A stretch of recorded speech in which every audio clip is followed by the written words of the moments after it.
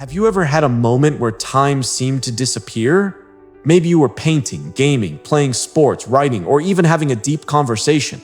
Hours slipped by, but it felt like only minutes. You were so absorbed, so focused that the outside world faded away. That state of mind is called flow. And according to psychologist Mihaly Csikszentmihalyi, often called the father of flow, this state is not just a pleasant experience. It may actually be the secret to true happiness. His research suggests that happiness is not about money, fame, or constant pleasure. Instead, it is about experiencing more of these flow moments, where challenge meets skill, and where your mind and body work in perfect harmony. In this video, we will explore what flow really is, how it rewires the brain, why people in flow report the highest levels of happiness, and most importantly, how you can bring more flow into your daily life. By the end, you will understand why flow has been called the psychology of optimal experience, and why Mihaly Csikszentmihalyi believed it is the key to living a fulfilling life. So let us begin our journey into the science of flow, the hidden pathway to happiness. The idea of flow did not appear overnight. It grew out of a lifetime of curiosity. Mihaly Csikszentmihalyi was born in Utyszęgobyt what was then part of Italy. His childhood was shaped by the hardships of World War II. He saw people lose everything, yet he noticed something unusual. Even in the darkest times, some people still managed to find joy. They were not the wealthiest or the most powerful. Instead, they were people who found meaning in activities that absorbed them completely. This question stayed with him.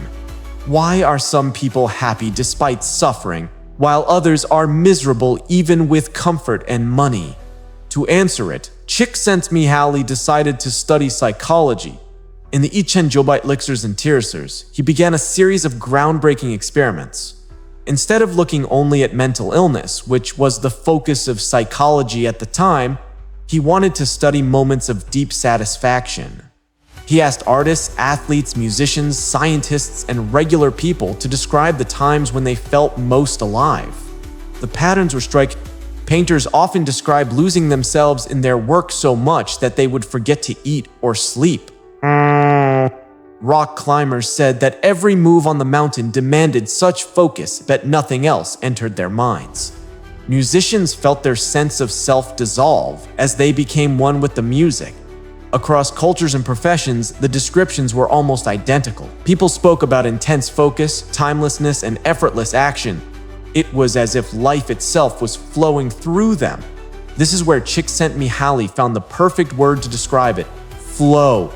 By the Utyszęgobyt, he published his early research, and the concept began to spread. His work challenged the idea that happiness comes from external rewards like money or status. Instead, he showed that happiness often comes from being fully engaged in meaningful activity.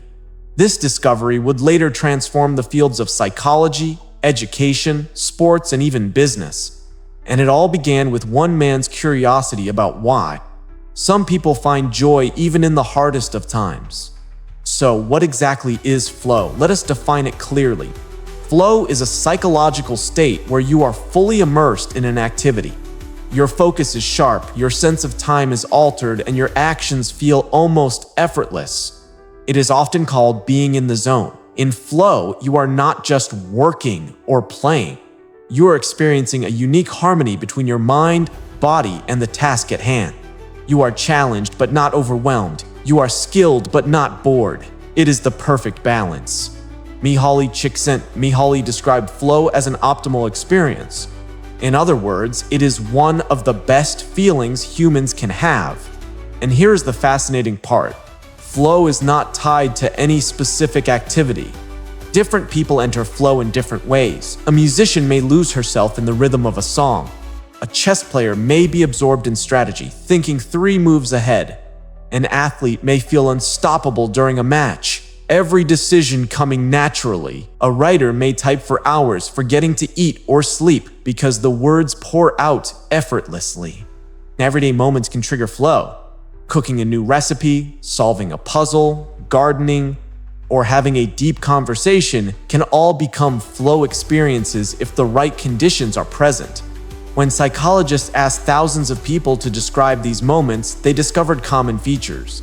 People in flow report intense concentration, clarity about what they are doing, immediate feedback from the activity, and a sense of control over their actions.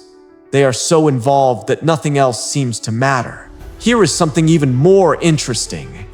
During flow, people often lose their sense of self.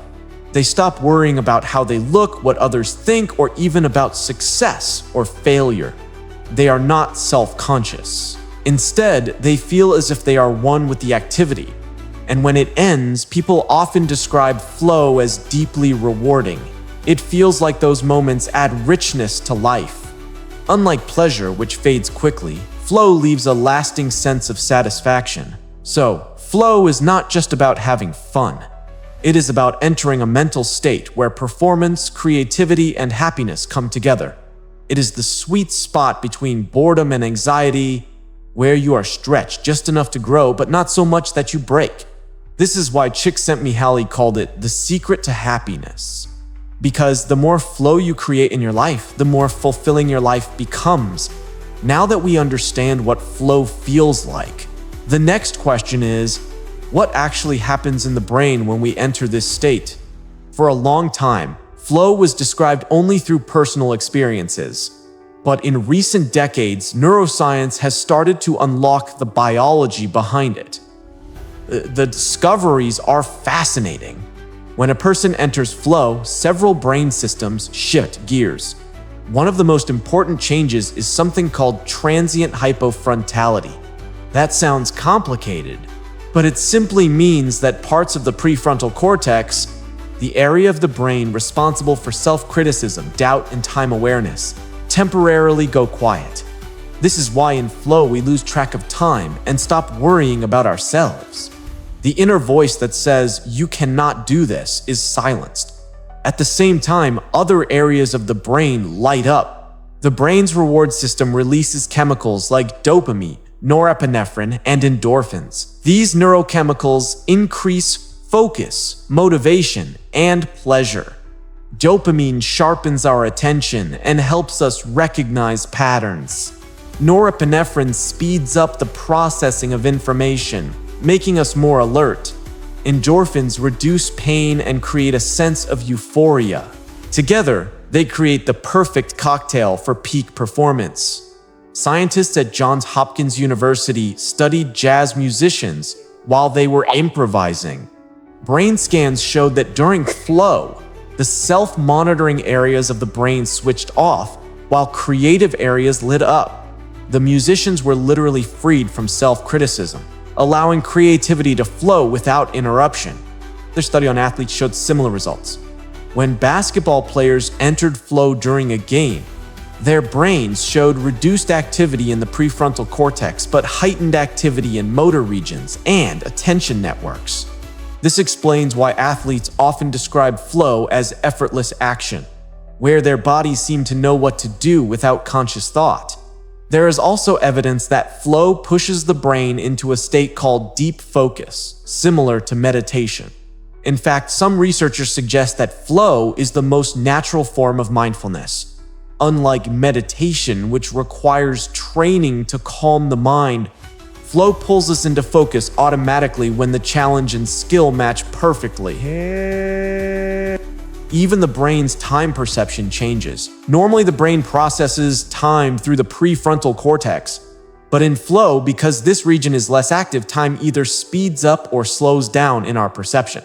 This is why hours can feel like minutes, or moments can feel stretched out in slow motion. What is truly powerful is that these brain changes do not just improve performance in the moment. Flow also strengthens learning. Dopamine, for example, enhances memory. This means that when you practice a skill in a flow state, you learn it faster and remember it longer. That is one reason why flow is so important in education and training. So, flow is not magic, it is biology. It is your brain creating the perfect environment for focus, creativity, and joy. And the more often you experience it, the more your brain adapts to enter it again. Now that we know what flow is and what happens in the brain, the next question is, how do we actually get into this state? Mihaly Csikszentmihalyi discovered that flow does not happen by accident. It emerges when certain conditions are met. He identified 3 key ingredients: the balance between challenge and skill, clear goals, and immediate feedback. The first condition is the balance between challenge and skill. Imagine a graph. On one axis, you have your skill level. On the other, you have the difficulty of the task. If the task is far below your skill level, you get bored. If the task is far above your skill level, you feel anxious. But when challenge and skill are in balance, you are pushed just enough to stay engaged without being overwhelmed. That is when flow appears. For example, a musician practicing a piece that is slightly harder than their current ability may feel flow as they rise to the challenge. The second condition is having clear goals. Flow thrives when you know exactly what you are working toward. This does not mean the goal must be huge or life-changing.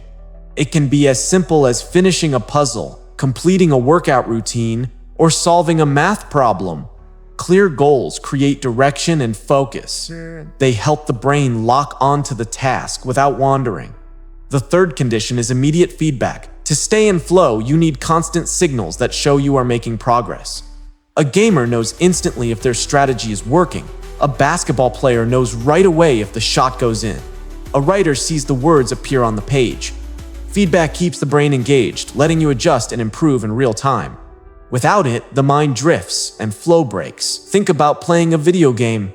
Games are designed almost perfectly for flow. They gradually increase difficulty as your skills improve. They give you clear goals like finishing a mission, and they provide constant feedback like points, scores, or visual rewards. This is why games are so absorbing and why people can play for hours without noticing time passing. The same principles can be applied to any area of life. At work, breaking big projects into smaller tasks creates clear goals and feedback. In sports, setting progressive challenges ensures that skills and difficulty rise together. In hobbies like cooking or painting, feedback comes naturally from the results of your effort. Researchers also notice that flow is more likely when distractions are reduced. Deep focus is fragile. A phone notification, a knock on the door, or even a wandering thought can break it. That is why flow often feels rare in modern life. We are surrounded by interruptions. To sum up, flow requires the right balance. The challenge must stretch you but not overwhelm you. The goals must be clear enough to focus your mind. And feedback must be immediate so you know you are moving forward. When these conditions line up, the door to flow opens. And once inside, your mind and body perform at their very best. At this point, you might be wondering, is flow just another form of pleasure? Or is it simply another name for happiness? The answer is no. Flow is related to both, but it is very different. Let us break this down scientifically. First, let us talk about pleasure. Pleasure is a short-term feeling. It comes from satisfying a need or a desire. Eating your favorite food, watching a funny video, or buying something new all bring pleasure. In the brain, pleasure is linked to the release of dopamine in the reward centers.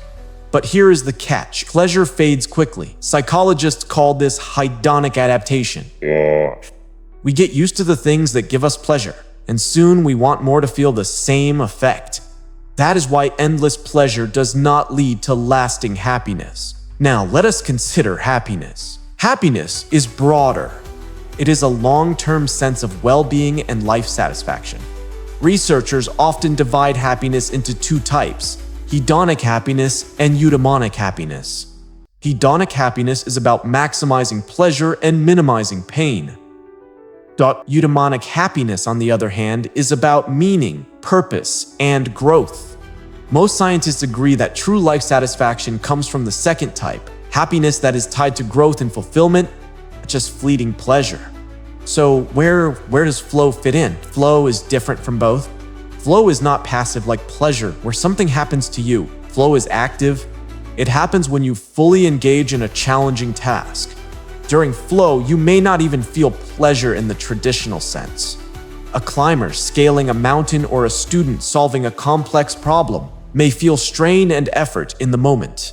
But afterward, they report deep satisfaction. Flow creates a special kind of happiness that scientists call intrinsic reward. The activity itself is the reward. Studies show that people who experience flow regularly report higher overall happiness. In fact, one of Csikszentmihalyi's most famous studies used what is called the experience sampling method. Participants carried pagers that beeped randomly during the day. Each time it beeped, they recorded what they were doing and how they felt. The results were clear. People were happiest when they were in flow, not when they were relaxing or seeking pleasure. Another fascinating fact is that flow can even happen during hard work. People often assume happiness comes from leisure. But Csikszentmihalyi's studies showed that flow often occurs more at work than in free time, because work provides challenges, goals, and feedback. Leisure, on the other hand, often lacks structure, leading to boredom. This finding surprised many but confirmed that flow, not pleasure, is the true pathway to lasting happiness. So, to summarize, pleasure is short-term and fades quickly. Happiness is long-term and comes from meaning and growth. Flow is the bridge between the two. It transforms effort into joy and makes life richer. Unlike pleasure, it does not fade quickly, and unlike abstract happiness, it is a state you can actively create. This is why Mihaly Csikszentmihalyi argued that the secret to a fulfilling life is not chasing pleasure, but designing your days to invite flow.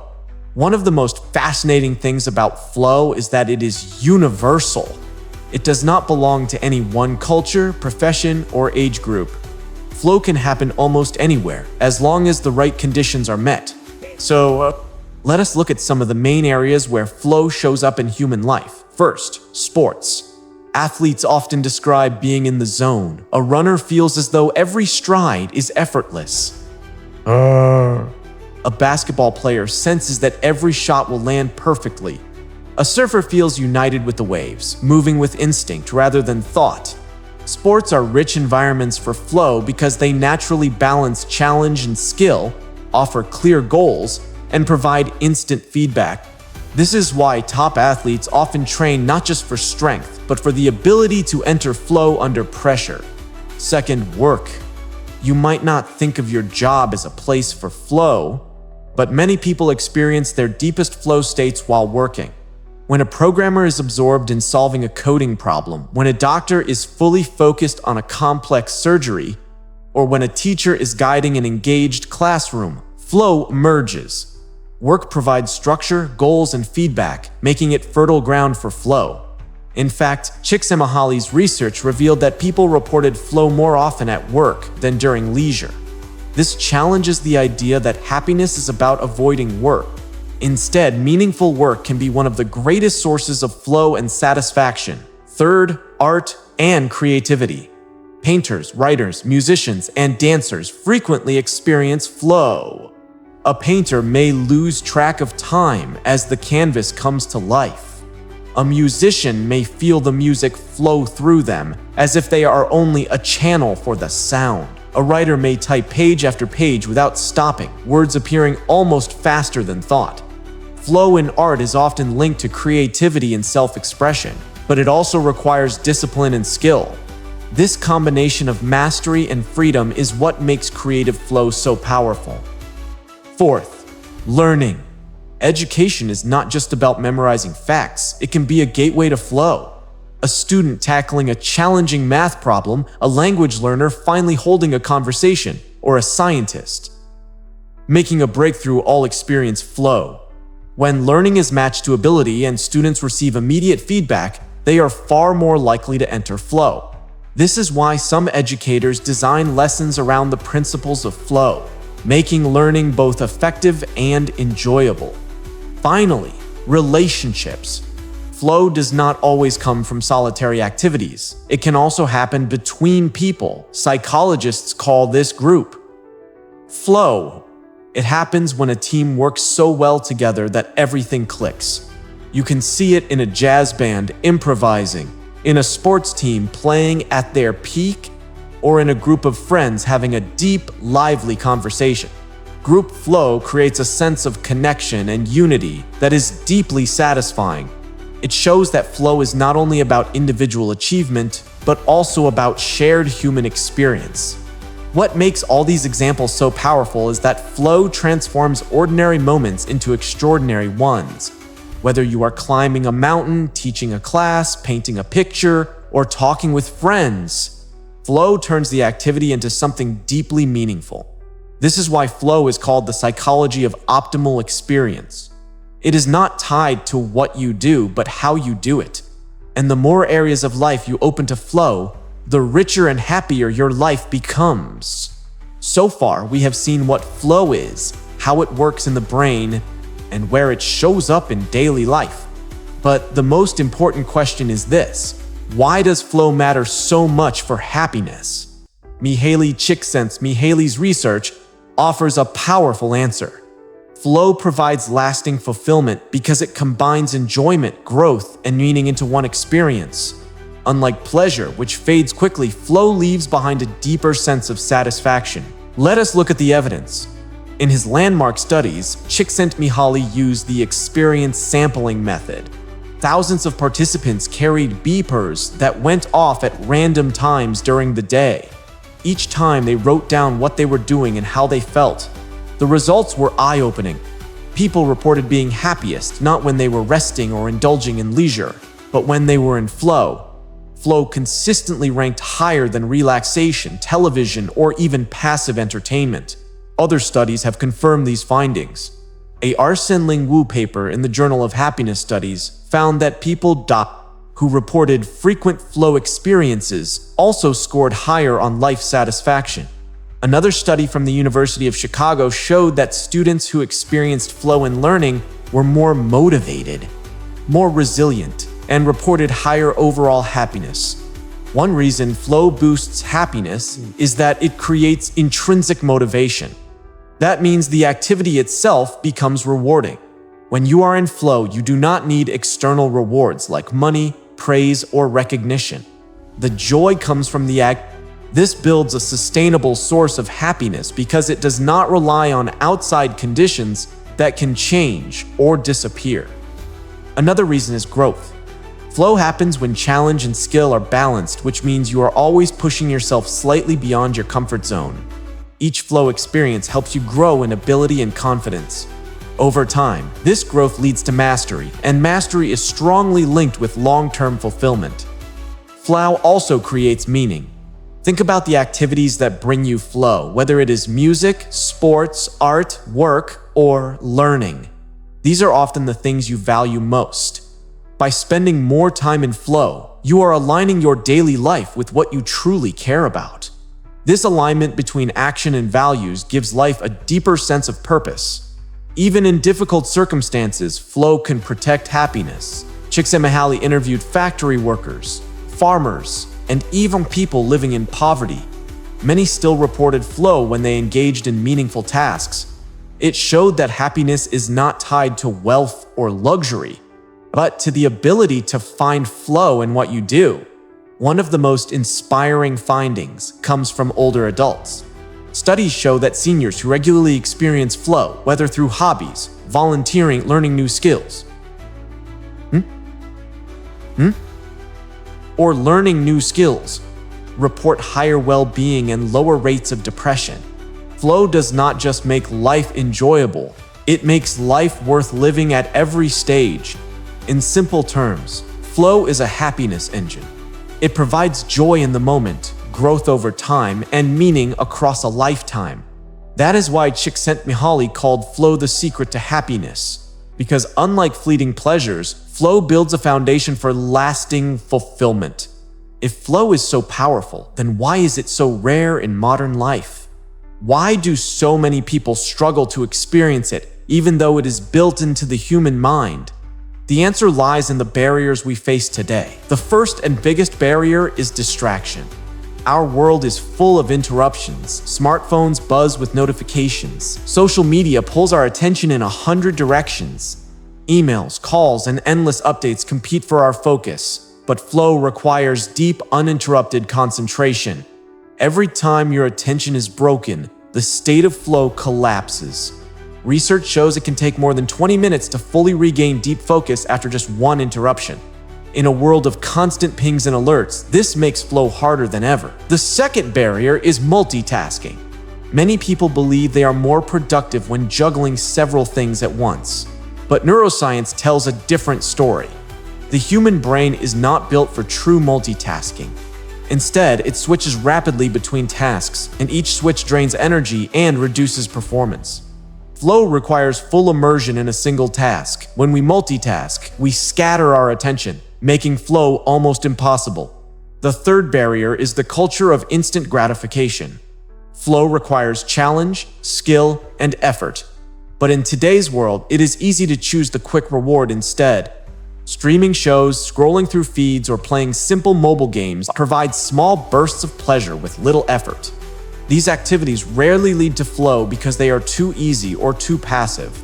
Over time, chasing instant rewards can reduce our patience for the kind of effort flow demands. Another barrier is stress and overload. Many people live in environments of constant pressure where demands outweigh skills. When challenges are too high without the resources to match, anxiety replaces flow. On the other hand, repetitive and monotonous tasks create boredom, which also blocks flow. Both extremes, too much pressure or too little challenge, keep us from the balance zone where flow happens. There is also the problem of fragmented time. In traditional societies, people often worked on long, continuous tasks, farming, crafting, or building, that naturally allowed flow to develop. Today, our schedules are sliced into short bursts, meetings, emails, errands, deadlines. This fragmentation leaves little room for the sustained focus flow requires. Finally, many people simply do not design their lives to invite flow. They treat leisure as passive rest rather than active engagement. They do not structure their work to balance challenge and skill. Without intentional effort, flow remains an occasional accident instead of a regular experience. The truth is, modern life is not naturally built for flow. It takes conscious design to overcome distractions, avoid shallow pleasures, and create the conditions for deep focus. But the reward is worth it, because once you learn to clear these barriers, you open the door to one of the richest experiences a human mind can have. Now that we understand the science of flow and the barriers that stand in the way, the final question is, how can you cultivate more flow in your own life? Fortunately, research provides clear strategies. The first step is to choose the right challenge. Flow happens when the difficulty of a task matches your skill level. If it is too easy, you will be bored. If it is too hard, you will be anxious. The sweet spot is a task that stretches you just beyond your current ability. To cultivate flow, look for activities that challenge you enough to stay engaged, but not so much that you feel overwhelmed.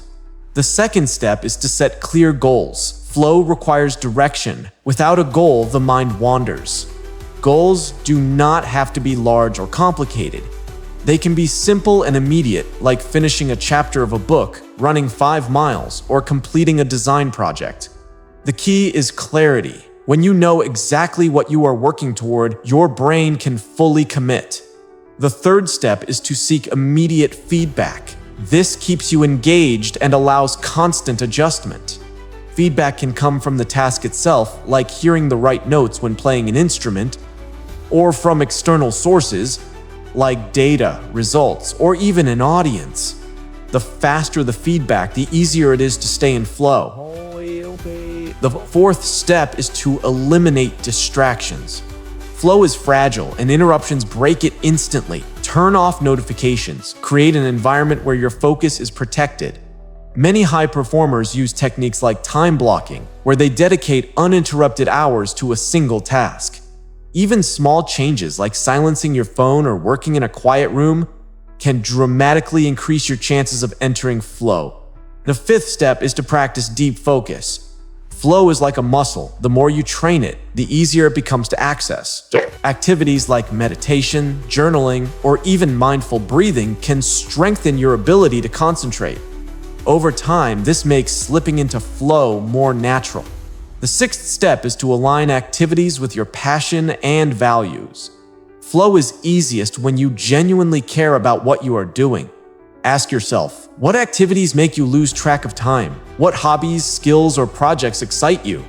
These are your gateways to flow. By spending more time on meaningful activities, you increase both flow and long-term happiness. Another strategy is to use what psychologists call the Goldilocks principle. Tasks should not be too easy or too hard. They should be just right. If a task feels boring, raise the challenge. Add a new rule, a higher standard, or a tighter deadline. If it feels overwhelming, break it into smaller steps until you find balance. Group flow is another powerful tool. Surround yourself with people who challenge and inspire you. Whether it is a team at work, a sports group, or a creative circle, collective energy can pull everyone into flow. Shared goals, trust, and rhythm create an environment where flow spreads from person to person. Finally, practice regularly. Flow is not just a one-time event. The more often you create the right conditions, the easier it becomes to return. Athletes, artists, and scientists build routines around flow because they know it is the gateway to peak performance. You can do the same by designing your day with flow in mind.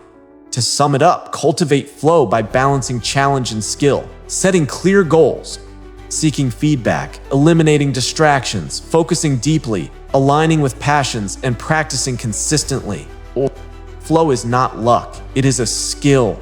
And with practice, you can make it a regular part of you. We have taken a long journey into the science of flow. We explored where the idea came from, how it feels, what happens in the brain, the conditions that create it, and why it matters so much for happiness. We saw how flow is different from pleasure, how it shows up in sports, work, art, learning, and even relationships. We also uncovered the barriers of modern life and learned practical ways to invite flow into our daily routines. The message is clear. Flow is not just a nice feeling, it is the foundation of lasting fulfillment. It gives us joy in the moment, growth over time, and meaning across a lifetime. Mihaly Csikszentmihalyi once said that the best moments in life are not the passive, relaxing times. They are the moments when your mind and body are stretched to dot. Their limits in a voluntary effort to accomplish something difficult and worthwhile. That is the essence of flow. So the question now is, how will you create more flow in your life? Think about the activities where you lose track of time, where you feel alive and fully engaged. Make space for them, protect your focus, challenge yourself. And remember, happiness is not something you chase. It is something you design, one flow experience at a time. If you enjoyed this exploration of flow and the science of happiness, make sure to subscribe and share this video with someone who could use a little more flow in their life. Because the secret to happiness is not found outside of us. It is found in the moments when we are fully alive, fully present, and fully in the flow. Thank you for listening, and until next time, may you find your flow.